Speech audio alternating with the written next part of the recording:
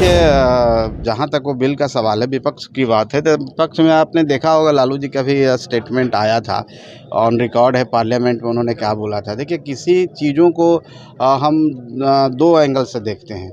एक एंगल हमारा होता है पॉजिटिव, एक नेगेटिव होता है। अगर आप पॉजिटिव साइड से देखेंगे तो आपको लगेगा कि ये जो बिल है वो जन कल्याण के लिए है, उन लोगों के कल्याण के लिए है जो कुछ पेचीदियाँ रहती थी, जो परेशानियाँ होती थी उसको सुधारने के लिए है। सरकार उसको कोशिश की है। बाकी हर चीज़ का अपना एक है, हम लोग ने समर्थन दिया और हम समझते हैं कि बेहतरी का बिल है।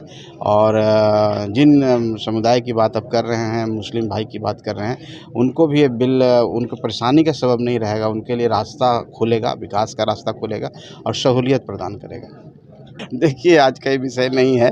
मांझी जी ने सीट की जहाँ तक बात की, अपनी ताकत अपने कार्यकर्ताओं को उन्होंने हमेशा कहा है, उनको संबोधित करते हुए कहा है कि आप हमें इतनी ताकत दीजिए, आप इतने मजबूत होइए, आप इतनी मेहनत कीजिए कि हम कम से कम बिहार में 20 सीट हमको आने की क्षमता आप हमको दीजिए 20 सीट। जनता मालिक होती है, जनता मालिक के ही समक्ष बोला जाता है, तो हम उनसे कहें कि आप हमको इतनी शक्ति दीजिए कि हम पार्टी 20 सीट पर जीते। बाकी ऐसा कोई डिमांड हमने नहीं किया, क्योंकि वो डिमांड जब होता है तो कोई मीडिया में नहीं होता है और किसी प्लेटफॉर्म पर नहीं होता है। वो अपना उसका एक जगह है जो एनडीए की पार्टी की बैठक होती है, वहाँ पर हर पार्टी का अपना डिमांड होता है और उसके हिसाब से वो बातें होती है।